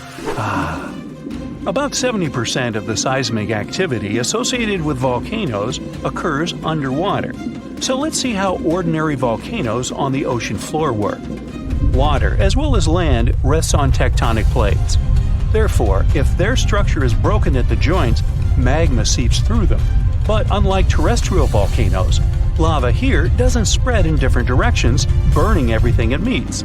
It solidifies under the pressure of cold water. Underwater volcanoes can erupt for a long time with breaks in between. Magma covers the seabed. After another 100 or 1,000 years, a new eruption begins and a new layer of rock forms over the previous one. Over millions of years, layer by layer, magma is rising. And then, one day, a volcano rises out of the water. Magma splashes out of it and increases its height. And now we have a large volcanic island. Then the volcano falls asleep and life appears on the newly formed piece of land. Magma flows from the planet's mantle, filled with various chemical elements. This hot mix saturates the soil with useful substances and thus promotes the growth of plants and trees. Then birds and other animals arrive there, and the volcanic island turns into a paradise. Then humans arrive and pave over paradise to put up a parking lot and a franchise burger joint. Awakens volcano in Indonesia is not your ordinary lava-belching mountain. Instead of producing black smoke and red lava, as most volcanoes do, this eccentric guy lets out a blue flame and electric blue lava. This phenomenon occurs because the volcano contains some of the highest levels of sulfur in the world, and when the sulfuric gases interact with scorching air and get lit by the molten lava, they start to turn blue. Unfortunately, you can see this mesmerizing sight only at night, but you can smell it all day long. By the way, the world's largest acid lake is also located inside this crater. The Dead Sea has a high concentration of salt and minerals compared to other seas, even though it's technically a lake. Swimming is almost impossible, but people go there for the natural chemicals for the body. Floating on the surface is a great way to relax. This ancient body of water got its name because no macroscopic organisms can live there since it's 9.6 times saltier than oceans. Only a few bacteria and fungi can be found enjoying the salt. It's also Earth's lowest elevation on land at 1,400 feet below sea level. An underground crystal cave exists in Mexico, and it looks like some interstellar world. It's roughly 1,000 feet beneath the surface, with each spike measuring up to 35 feet in length and weighing up to 55 tons. These are some of the largest crystals in the world. Luscantire Beach is an endless strand of white sand dunes and azure water. But don't let the tropical vibes fool you. It's located in Scotland. That's why it mostly looks like this during May and June only. In December, the place gets only an average of 1 hour of sunshine per day, making it way more dramatic and monochrome. The Georgia Guidestones is a collection of giant stones in a star pattern. It has inscriptions in 8 languages, including Hindi, Chinese, and Swahili. It also has an astronomical calendar finished in 1980 and was built to last centuries. No one knows who built it or why. All the way over in sunny California is Sequoia National Park, home to the giant forest. It's been around for thousands of years. More than 8,000 of these colossal trees rule the land, including 10 of the largest living plants in the world. The General Sherman sequoia is estimated to be up to 2,700 years old and is recognized as the world's largest known living tree by volume. The famous stone heads of Easter Island have been around for hundreds of years. No one knows exactly why they were built. Some scientists think that local people believe the statues would make the soil more fertile. Soil analysis proved the heads did their job well. It's the best agricultural spot on the island. The chemical composition of the ancient hot springs in Pamukkale, Turkey, makes the water pouring over the edge look magical. They're not only good for cleansing your body, but the mind too. All the way in Saudi Arabia is a rock sliced perfectly in the middle with 2 pieces sitting parallel. What makes Al Nasla so unique is that it wasn't artificially done, but is a result of nature's work over the years. Now, this glacier may look like someone dropped tons of red paint in the middle of Antarctica, but it's actually the natural color. Blood falls is a result of extreme salted water mixed with iron oxide, giving out this eerie vibe in the middle of nowhere. In early May 2018, New England observed one of the scariest and most dangerous phenomena ever, a super long-track tornado. The frightening natural phenomenon started not far from Charleston, New Hampshire, and traveled toward the town of Webster in Merrimack County. It took the tornado 33 minutes to cover 36 miles and become the third on the list of the longest track tornadoes in New England. In the Philippines, you can swim in some of the most crystal-clear waters and discover an underwater world below you in the province of Palawan. The municipality of Coron has white sandy beaches with many small boats riding through the many amazing sceneries. Tristan da Cunha is a small volcanic archipelago in the Atlantic, with the only neighboring cities of Buenos Aires, Argentina, and Cape Town, South Africa. It takes 7 days by ship to get to this unique place. If you want to escape from the rest of the world, staying with the 280 locals will make you feel like you're away from everything. During the first week of January 2018, unusually cold weather in the northeast United States froze the Atlantic Ocean in North Falmouth, Massachusetts. What's more, the ocean was frozen so thoroughly that people were walking on the waves. Now, that's obviously something you don't see every day. Red sand is what makes this beach unique and why tourists flock to Tianjin, China. A red-colored plant called a Sueda salsa dwells in the saltwater. The whole beach is covered in red, with only the top layer of the sea visible. If there ever was a thing that said, "I defy gravity" out loud, it's the stone of Tabasco in Argentina. The huge 300-ton boulder stands precariously on the edge of a cliff and rocks a little bit from side to side in the wind. People even checked it by putting glass bottles under one of its edges. They exploded with another movement of the rock. Unfortunately today, you can't see this wonder of nature as it was a century ago. In 1912, the boulder suddenly dropped from its perch, which it had occupied for literally hundreds of years. The people of the nearby town of Tandil were so sad about this event that 95 years later, in 2007, they decided to restore the stone. They made a plastic replica of the rock and put it on the same spot and even in the same position. So, even today, coming by Tandil, you can see its famous balancing boulder. More of a symbol now, of course, because it's no longer rocking and only weighs 9 tons, but instantly recognizable nonetheless.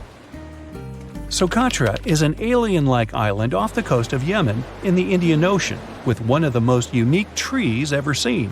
It's called the dragon tree, and it can only be found on this amazing island. In 2008, it was labeled as a World Heritage Site. If you ever see a tight burning column of air, don't panic, it's not the end of the world. The creepy combination of whirlwind sounds and scorching inferno means that you have crossed paths with a fire tornado, also known as fire twister or fire whirl. This dangerous phenomenon occurs mostly during wildfires. These fires create a big area of super hot air just above the ground. When this scorching air gets mixed with the cooler air higher up, it results in a whirlwind that churns up burning debris and flames. The most powerful firenadoes can stretch hundreds of feet into the air. The House of Mystery in Gold Hill, Oregon, amazes its visitors with gravity-defying effects. You can't stand straight there, always leaning to the side and having to hold on to something for balance. Balls roll upwards. There's also a broom that stands perfectly still wherever you put it, unlike virtually everything else in the shack. The local Native American tribes called this place the Forbidden Ground, even before the house was built there, and they avoid approaching it. The owners of the shack, though, decided to turn it into an attraction, and they succeeded. They created an atmosphere of mystery around the place, and spread the news about it in newspapers and later on the internet, and voila! A perfect anomaly is made. In fact, it's no more than a curiosity. A human-made optical illusion that tricks your eyes and other senses. Now, if you travel to the Philippines, Indonesia, or Papua New Guinea, you'll have a chance to see some of the most unusual and cheerful trees in the world. The trunk of the rainbow eucalyptus looks as if it had been painted orange, green, red, purple, yellow, brown, blue, hey, you name it. Some trees are so bright that they seem artificial. The rainbow eucalyptus regularly sheds strips of bark, which reveals a bright green layer underneath. A bit later, this green layer gradually changes its color, and since the shedding happens at a different time in different places on the trunk, the tree starts to look multicolored and very attractive. Yemen is home to the oldest skyscrapers in the world and the oldest metropolis. The ancient city of Shabam is considered to be the Manhattan of the desert, due to the collection of mud buildings popping out of the desert floor. It used to be a caravan stop during ancient times. When we think of active volcanoes, one region comes to mind: the Ring of Fire in the Pacific Ocean. 3/4 of Earth's volcanoes sit within this belt. Compare the area to Australia, which doesn't have any volcanic activity. The old continent of Europe is also calm, or at least we like to think so. Can you guess what the most active volcano in Europe is? If you thought of Mount Etna on the island of Sicily in Italy, you were right. The volcano has erupted about 200 times and has been far from sleeping in recent decades. The last time this happened was in August 2023. The highest mountain in the Mediterranean is 500 million years old. But in Iceland, there is a much younger volcano. It sprang into action on the 10th of July 2023. In the afternoon, 3 fissures appeared in the ground on a peninsula in the southwest of the island. This was at a base of a small mountain peak. Its name means Little Ram in the local language. The volcano spewed molten lava high into the air. There were also gas plumes in the area. But the scientific community wasn't surprised by the event. They already knew about the volcanic area that stretches between the cities of Reykjavik and Keflavik. Its name is hard to pronounce. Hey, I want to buy a vowel. It had already erupted during the previous 2 summers. This activity came after 8 centuries of dormancy. In the days leading up to the latest eruption, seismologists, the scientists who study earthquakes, recorded over 12,000 tremors. When the ground opened up in July, the fissures were over 1.5 miles long. The following morning, 2 of them closed. All the lava was now coming out of the last fissure. It grew into an elongated cone, the simplest shape of volcano we are all familiar with. The lava soon filled a large crater. It grew almost 100 feet tall during the first week, and it is still growing. On the night when the eruption started, lava spread out in all directions. Its cinders set ablaze the dry moss in the vicinity. Local authorities closed off the surrounding area. There were toxic gases from the volcanoes and smoke from the burning moss. Firefighters flocked to the area. After a week, they proclaimed the area safe.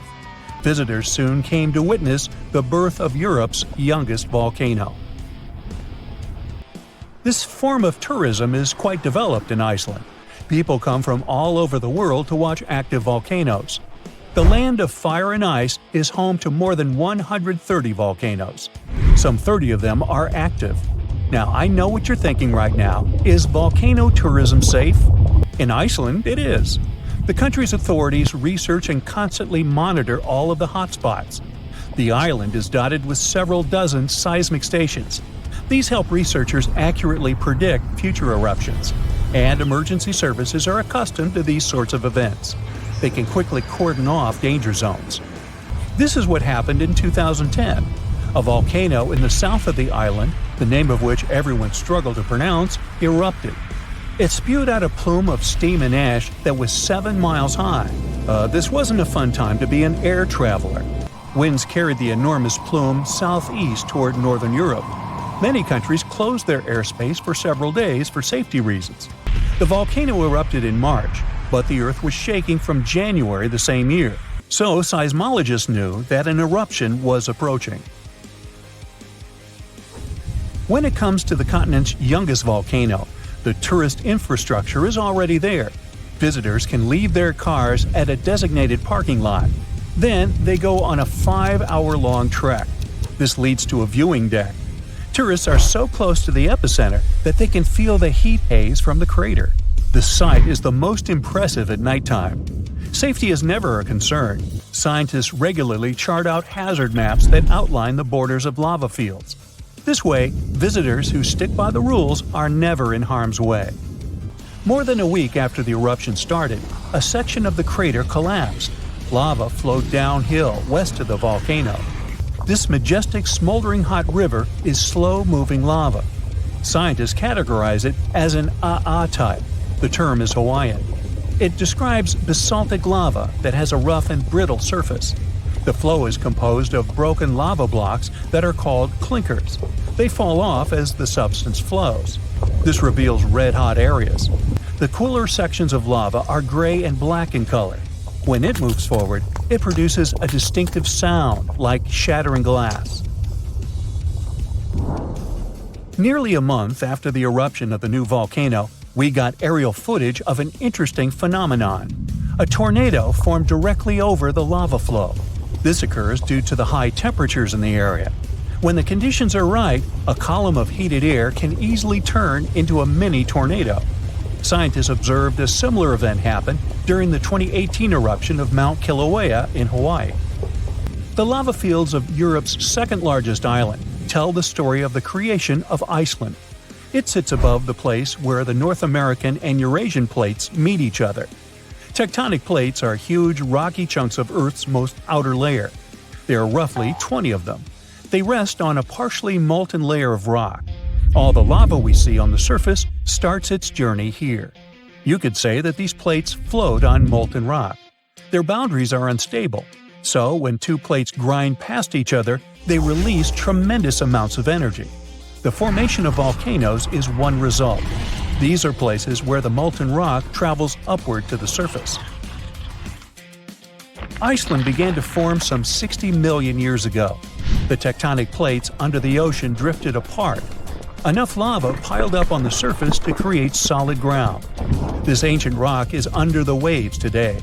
As new lava reaches the surface and cools down, it pushes the old rock away from the center of the island.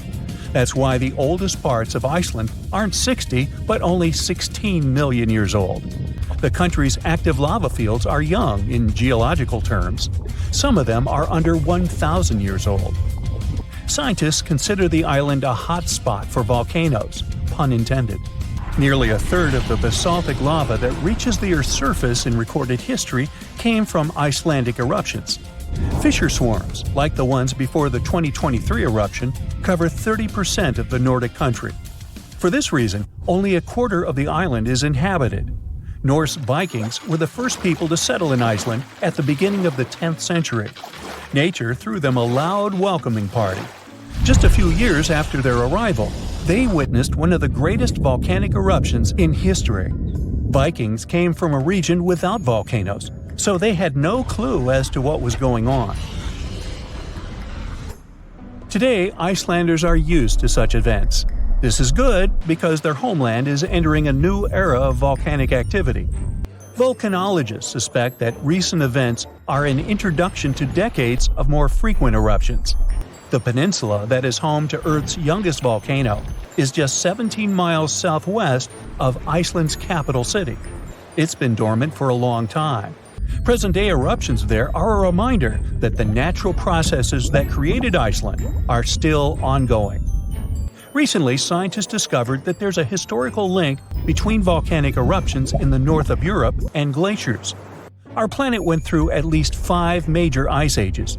These were exceptionally lengthy periods when the average temperature on Earth dropped. The result was the expansion of ice sheets across northern Europe and North America. The last ice age ended some 10,000 years ago. Researchers are still trying to fully understand how these glacial periods affected volcanic activity. They suspect that the sheer weight of all that ice disrupts the flow of magma underground. When glaciers retreat, the pressure is lifted. This makes it easier for lava to flow upward to the surface where it bursts.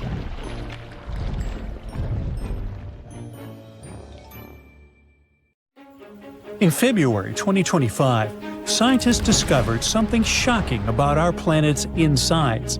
We've long thought that Earth's inner core is a solid and stable sphere. but the truth may be quite different and a bit alarming. The recent study suggests that the surface of the core might be undergoing structural transformations right at this moment. Researchers from the University of Southern California have analyzed decades of seismic data and discovered that the surface of the inner core appears to deform under the influence of the outer core. We've observed such changes for the first time, but they're likely to explain some peculiarities in the rotation of the inner core. They could even be influencing the length of days on Earth. Now, the inner core of our planet, located about 3,100 miles below the surface, is traditionally described as a solid ball of iron and nickel. However, new data shows that its outer layer may be more malleable than expected. This discovery is based on the analysis of seismic waves from repeated earthquakes near the South Sandwich Islands. The researchers used enhanced resolution techniques to study these seismic signals. They observed anomalies in the waves and made an unexpected conclusion. There must be deformations on the surface of the inner core, and they could be caused by turbulent interactions with the molten outer core. Now, this outer core, composed of liquid iron and nickel, has a highly important role.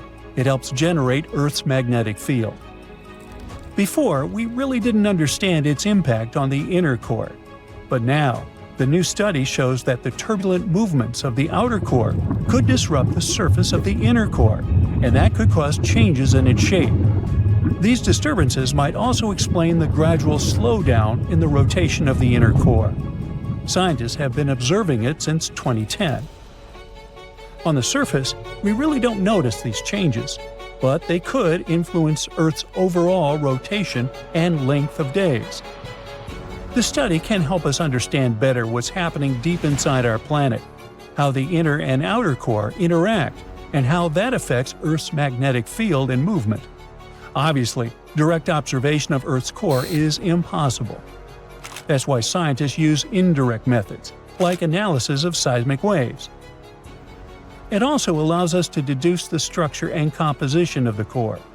As these waves pass through different layers, they get deflected or stopped, and this can provide us with clues about the nature of the materials they encounter. There are also laboratory experiments. Researchers reproduce the extreme pressures and temperatures of the core and study the behavior of iron-nickel alloys. They use sophisticated instruments, such as diamond anvil cells, and they allow exploration of these extreme conditions. Then there are studies of meteorites. The thing is, some of them come from asteroids with a metallic core like Earth's. Their chemical composition sometimes provides clues about the elements present in Earth's depths. Scientists can also create numerical models. By combining seismic, experimental, and geochemical data, they simulate the internal dynamics of our core.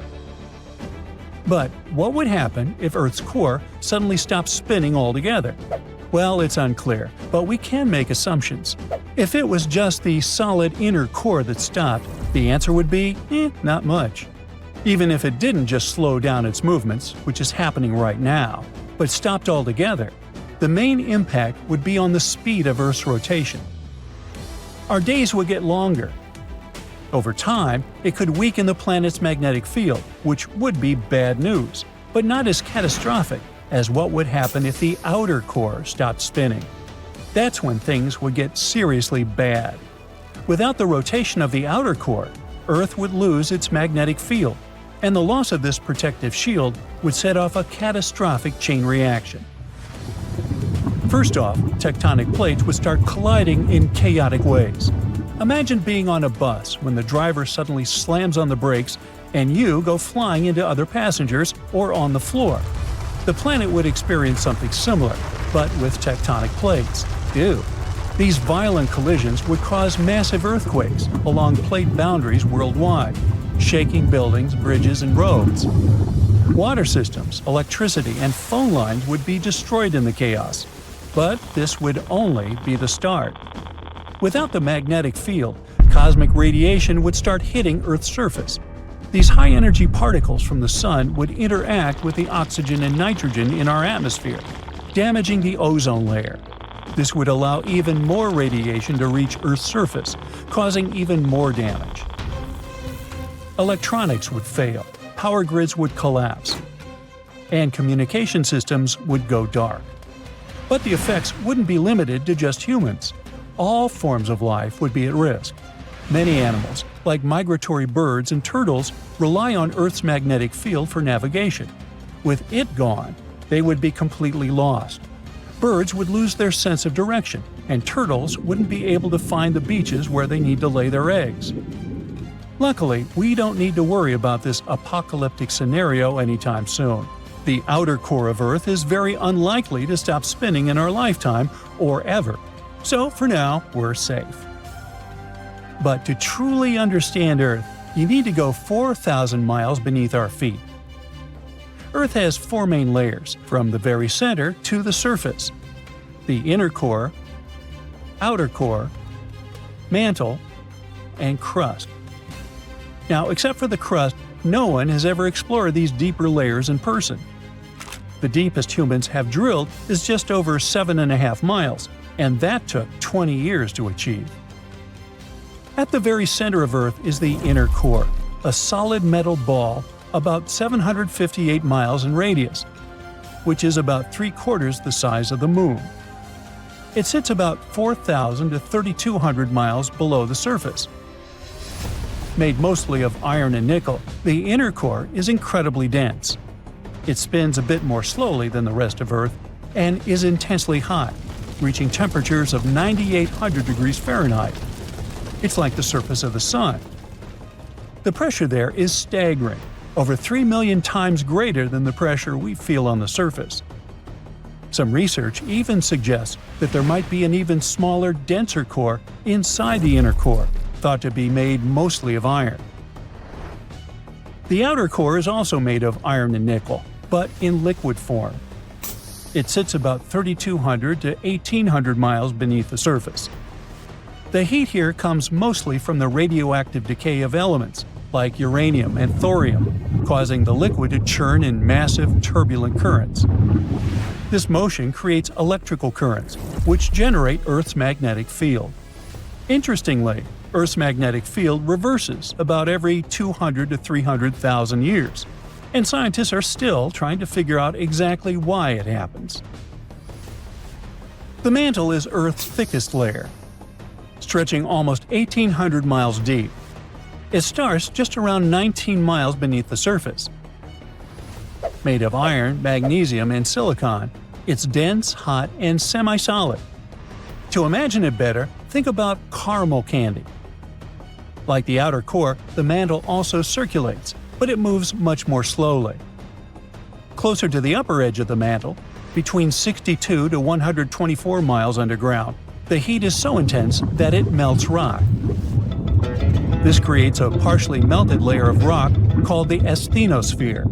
Geologists think that this soft, hot, and slippery layer is what allows Earth's tectonic plates to move and slide. Some of the diamonds we find on Earth come from the mantle. Most of these diamonds form at depths above 124 miles. But rarer, super-deep diamonds may form as deep as 435 miles. These diamonds are brought to the surface by a certain kind of volcanic rock called kimberlite. The outermost part of the mantle is cooler and more rigid, behaving more like the crust above it. Together, this uppermost part of the mantle and the crust are called the lithosphere. As for the crust itself, it's the outermost layer of Earth. It's about 25 miles deep and makes up only 1% of the planet's mass. And yet, it holds all known life in the universe.